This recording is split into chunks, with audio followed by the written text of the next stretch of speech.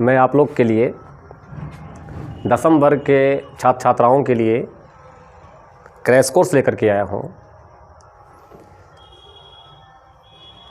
इसमें सबसे पहले हम विज्ञान की चर्चा आपके साथ करते हैं। विज्ञान की 3 शाखाएं होती हैं, वो जानते हैं, भौतिकी, रसायन और जीव विज्ञान। कुल मिलाकर के परीक्षा 100 अंक का होता है, जिसमें 80 अंक आपके सैद्धांतिक होंगे और 20 अंक प्रैक्टिकल के होंगे, प्रायोगिक।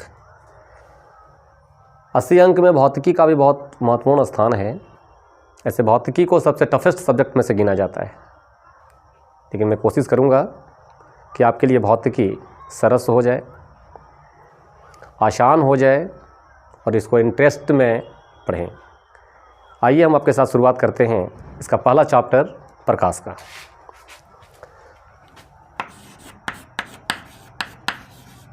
अच्छा, एक बात और,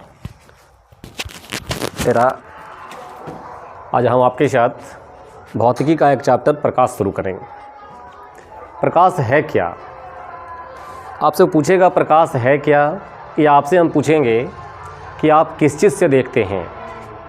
तामुमन आपका उत्तर होता है आँख से।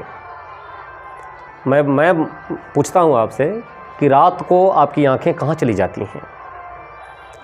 जैसे जिस कमरे में आप बैठे हुए होते हैं और रात में सारी बत्तियाँ बंद कर दी जाएं, तो आप वहाँ पहुँचेंगे? नहीं पहुँच पाएंगे। इसका मतलब है कि हमें देखने के लिए किसी न किसी चीज़ की आवश्यकता होती होगी। केवल आँख से हम नहीं देख सकते। आँख देखने का एक माध्यम है। तो जिसके सहारे से हम किसी वस्तु को देखते हैं उसे प्रकाश कहते हैं। यानी प्रकाश वह पुंज होता है जिससे हमें देखने की अनुभूति होती है, इसको हम देख पाते हैं। फिर दिल जानने का होगा कि प्रकाश आखिर और है क्या, तो कहेंगे प्रकाश ऊर्जा का एक रूप होता है। ऊर्जा कहते हैं जिसमें कार्य करने की क्षमता होती है। ठीक है, प्रकाश से कौन कौन से कार्य हो सकते हैं?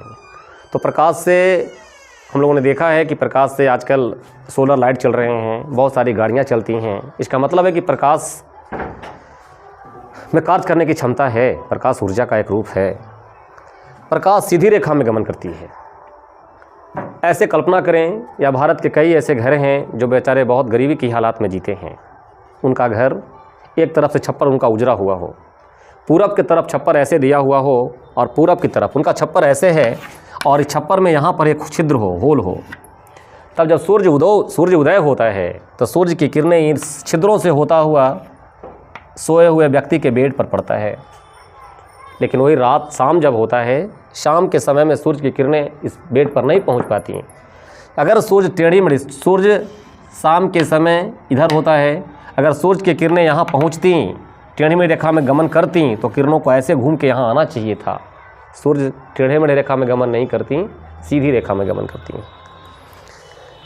प्रकाश के गमन करने के लिए कोई माध्यम की आवश्यकता नहीं होती।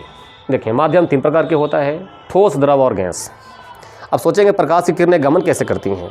ठोस से वो गुजरती हैं, तो आपका होगा कि हाँ, प्रकाश तो कांच से होकर पार कर जाती हैं, ठोस से गुजरती हैं।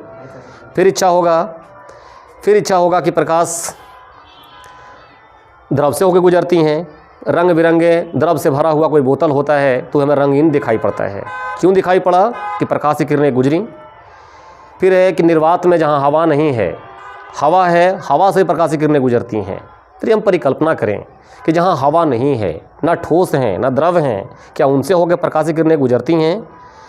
तो सूर्य से प्रकाश की किरणें हम तक पहुँचती हैं। सूर्य हमसे करोड़ों किलोमीटर दूर है और बीच में कुछ नहीं है, ना ठोस है, ना द्रव है, ना गैस है, और वहाँ से किरणें हम तक पहुँचती हैं। तो हम कह सकते हैं कि प्रकाश के गमन करने के लिए कोई माध्यम की आवश्यकता नहीं होती। तरंग 2 प्रकार के होते हैं। वे तरंग जिन्हें गमन करने के लिए कोई माध्यम की आवश्यकता नहीं होती है, उसे हम लोग विद्युत चुम्बकीय तरंग कहते हैं। और वे तरंग जिन्हें गमन करने के लिए माध्यम की आवश्यकता होती है, उसे आंतरिक तरंग कहते हैं। आप सोचें, प्रकाश के गमन करने के लिए माध्यम की आवश्यकता नहीं है, इसका मतलब प्रकाश विद्युत चुम्बकीय तरंग होता है। यानी प्रकाश विद्युत चुम्बकीय तरंग होता है।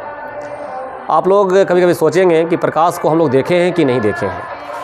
वस्तुतः जान लीजिए, जैसे हमने कहा कि प्रकाश को देखे हैं, तो आपका आंसर होगा कि हाँ देखे हैं। कहाँ देखे हैं? तो कहेगा कि ये प्रकाश ही है, ये है, ये प्रकाश है कि बोर्ड है? बोर्ड है यानी प्रकाश स्वयं अदृश्य होता है किंतु वस्तुओं को दृश्य बनाता है। बगैर प्रकाश की उपस्थिति में हम किसी वस्तु को देख नहीं सकते। ये माथा में बैठा लीजिए। जो जो वस्तु को हम देख रहे हैं इसका मतलब है कि उसमें हमारी प्रकाश की किरणें पड़ी हैं।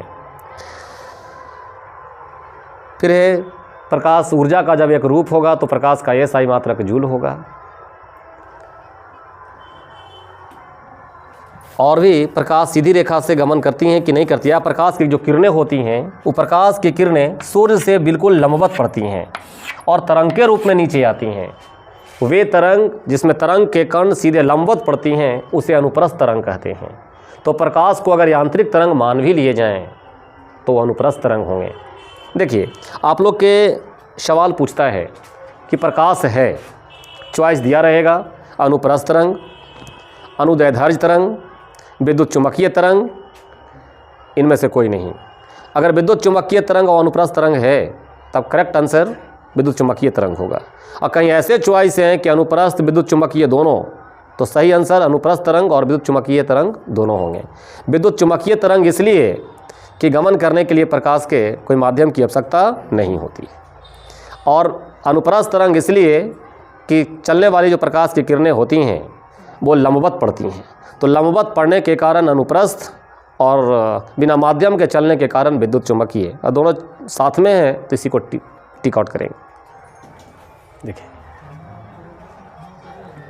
हमने आपको बताया कि प्रकाश की किरणें सीधी रेखा में गमन करती हैं। इसके लिए आप लोग 8वां क्लास में एक एक्सपेरिमेंट देखे होंगे। ऐसे एक मोमबत्ती कैंडल लें, इसके सामने आपने गत्ता रखा होगा, 3 गत्ते लें, तीनों गत्ते में